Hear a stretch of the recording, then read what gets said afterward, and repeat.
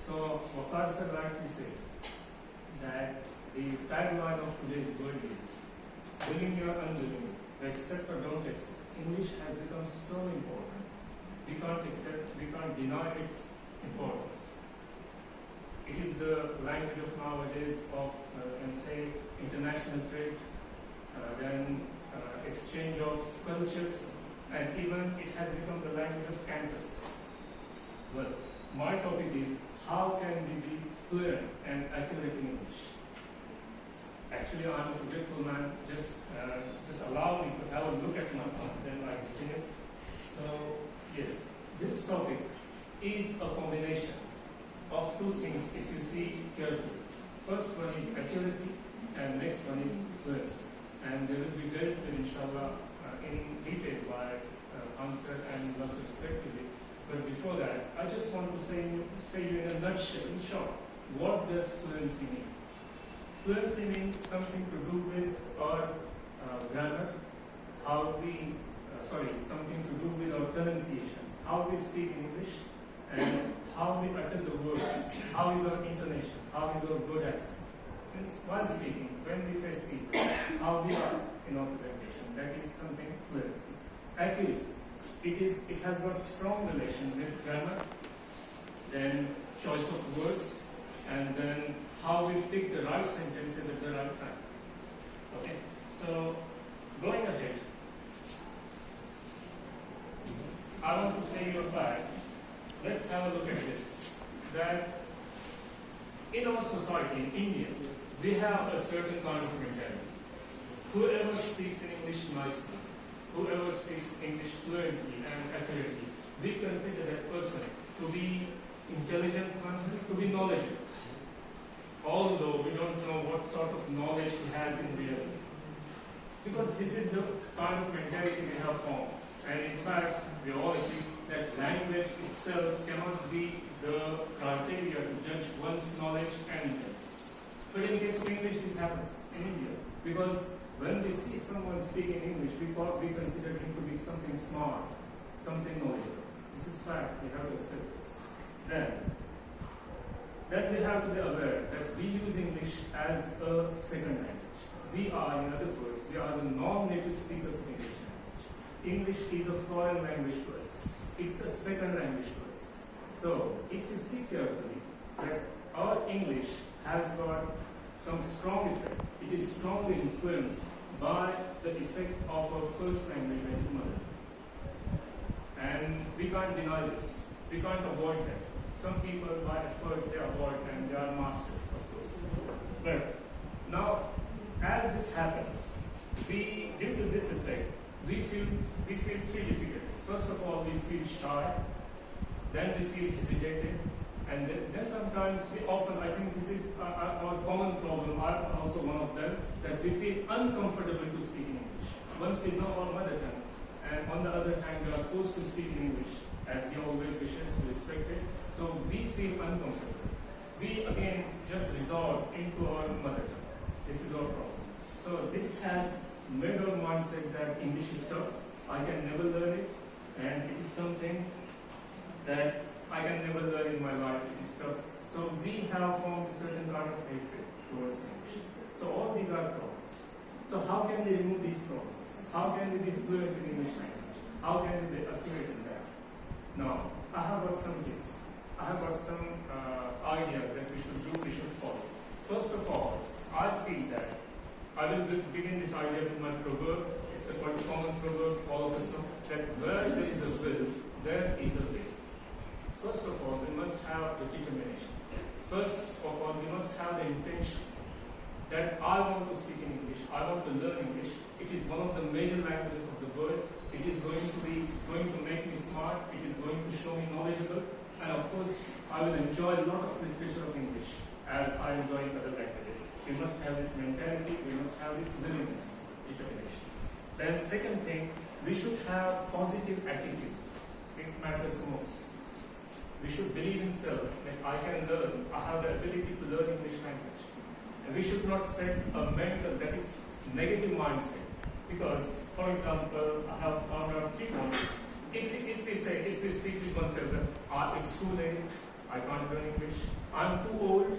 I don't have talent. If you think like this, so we are, I say that we are misjudging ourselves. We are, what I can't find that word. We are, underestimating ourselves. This should not happen. Well, so we must have positive mindset, and then the next step is that I feel that we should get acquainted with the nature of English language. Every language has its nature. We can't learn any language by being parallel to it. We must sit in the driver's seat and drive our vehicle. Anyway, bad or good, but we have to do that. Then we come across our faults, then we come across our strengths. So we should do first that we should learn its nature of that English language. Then the question is that, how can we learn the nature of that language, English language? The only way, as per the experts say, the only way is read that language a lot, listen to the language a lot. Listening and reading. These are the first two activities. These are the basic input activities we can do, and we must do. There is one simple idea that we can do it quite easily out of a busy schedule, that we should spare at least 10 to 15 minutes. In the beginning, first 1 month or 2 months, we should just do two things, listening and reading. Believe me, if we do this, then see the wonders. It's a very wonderful thing. Don't go for directly grammar. That is a different topic we will deal with, inshallah.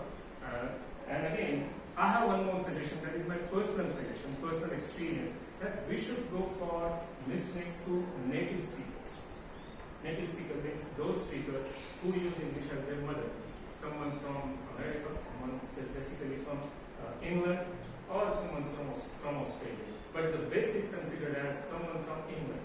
If we go on listening to them, because they are model leaders, they are model speakers. And when we listen to them, we feel like that English is so spontaneous, so easy. I can do like them. We feel like that. So that gives us courage, and that gives us proper training to our mind as well as our mouth. Then important point is that, very important point, something they are feared about, something they are scared of, that point comes now, and it is that don't be afraid to make mistakes. Make mistakes, because they are desirable and they are expected part of a learning process. Mistakes are the parts of our learning process. We must do mistakes, because we learn on trial and error basis. Even you will be surprised to know, and I think most of you know, that even native speakers commit mistakes. They do mistakes. Yes, they commit mistakes. So if we commit mistakes as foreign language speakers or second language users, it's no problem. We should go with that, and we should commit mistakes. And again, we learn, try, and error. Again, reiterate, and same mistake. This is the way we can improve our language. Then the next point is some different point, that is get to the pressure situation. Get to the pressure situation. Now, what is this? For example, something I can speak well in my native language, I will find difficult to speak in English. Something I find very difficult to speak in my own native language, it is almost impossible for me to speak in English. This is the formula the experts say. So better, we should try to get ourselves into, or put ourselves into, some pressure situation for English. That is, we can, if you are alone at home, we can create the particular situation. We can speak with oneself, ourselves. That is, we can choose a topic. For example, kitchen. For example, room, hall. For example, books. Some construction site. Some playground. Something else. We can speak with oneself, because we have already heard a lot of English, and then we try on that criteria, on that platform. We learn a lot of things in alone, and then comes the idea of expression. So it can be easily done. I feel like this. Then the next point is start thinking in English. Our problem is that, the non-native speakers' problem is that we think in our mother tongue first. Actually, it's not our fault. It's the fault of the way we have learned from our childhood. Because we learned English not on the basis of listening and speaking. We learned English on the basis of writing first. All of us, almost all of us, have learned English A for apple first. Right? So from then on, we keep on calculating or collecting the words with A. We write them down first, but then we learn to write the answers, then gradually our speaking comes at the end. So our thinking comes at the end. So we should go for thinking in alone with our, those colleagues whom we are quite comfortable with while speaking in English.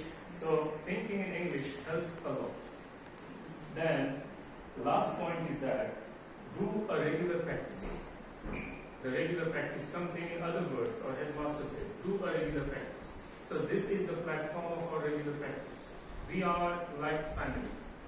We are like family members. So there shouldn't be any hesitation. There shouldn't be even this kind of fear that I will be, dishonored, I will be laughed at. We should not have this kind of fear. So everyone will adjust me. Maybe if one knows better than me, he will correct me, help me, support me, guide me. Yes, we should have this belief and do a regular practice.